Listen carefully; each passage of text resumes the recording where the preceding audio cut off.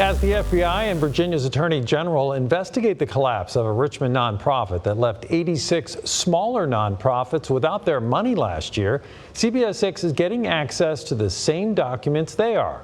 Problem solver Melissa Hipley combed through hundreds of pages of board minutes, emails, and financial statements belonging to the former Enrichmond Foundation. So, Melissa, the big question is, where did that money go? Well, Bill, the documents that I poured through paint a picture of a cash-strapped nonprofit that may have violated its own rules to pay off debts using money from smaller nonprofits that banked their money with Enrichmond. Nestled inside Bird Park, one of Richmond's architectural gems, a historic pump house that provided drinking water to people in the West End and entertainment for Richmond's elites. And yeah, they would have these like extravagant balls in the second floor, and then they would come down onto the catwalk on the first floor and watch the pumps working. Mac Wood made it his mission to help restore the building. Up until June of last year, his group, Friends of the Pump House, would raise funds for the project and then deposit them with the Enrichmond Foundation. That's an umbrella nonprofit who would house their money and then write a check if they needed to pay for something. So they were our 501c3 nonprofit status, and they were also our bank. But in June of 2022, the Enrichmond board suddenly voted to dissolve, leaving Friends of the Pump House and dozens of other smaller Richmond nonprofits called Partners by Enrichmond unable to access their money. We went to go check our balance, whatever, take out money, and oh, the website's down. Why is the website down? Oh, they dissolved. Awesome. Nearly a year later, the 86 nonprofits left in the lurch are still trying to get their money back. Former board members who were in place during the collapse have not publicly answered questions. And former executive director John Sidnor and former finance manager Beth Captain have not responded to any questions from CBS 6. We need transparency.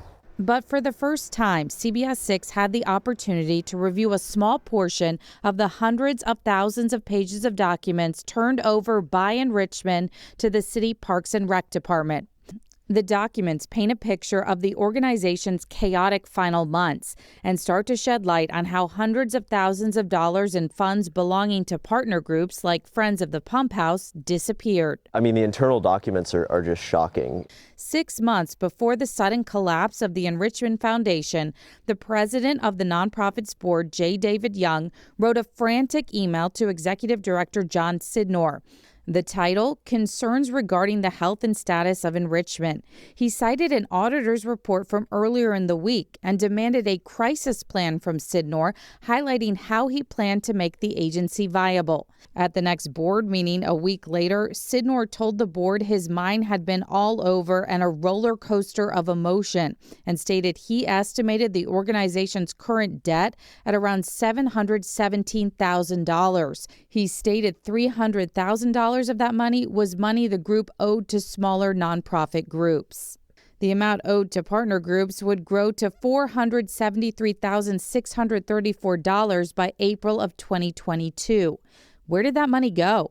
Enrichmond partner handbooks from 2020 and 2022 explicitly say partner funds are not to be commingled with general Enrichmond funds and will not be used for anything other than their intended purpose. This was like written in our memoranda of understanding with Enrichmond. These funds were not to be commingled.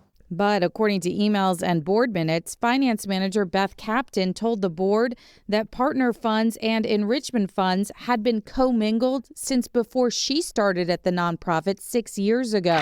Board chair J. David Young said the January 2022 audit review found partner funds were being used by Enrichmond to make up deficits. Shortfalls that, according to board member Lugay Lanier, were in large part because Enrichmond wasn't getting enough funding to maintain 2 historically black cemeteries it acquired in 2017.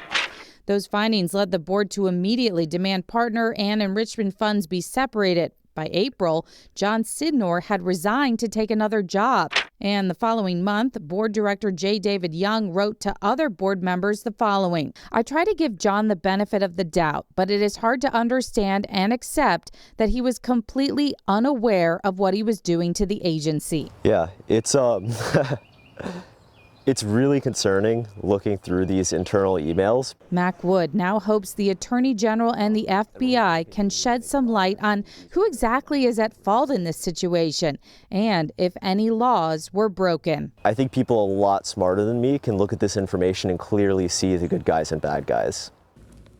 Now, to that point, the documents we looked at show that even back in September of 2020, Enrichmond's auditing firm, Wells Coleman, suggested Enrichmond management maintain adequate cash balances to cover all partner funds. We will continue to investigate the situation. If you have any information that might be useful, please contact me. I'm Melissa Hippolyte for CBS 6. A lot of heartache in those documents. Thank you, Melissa.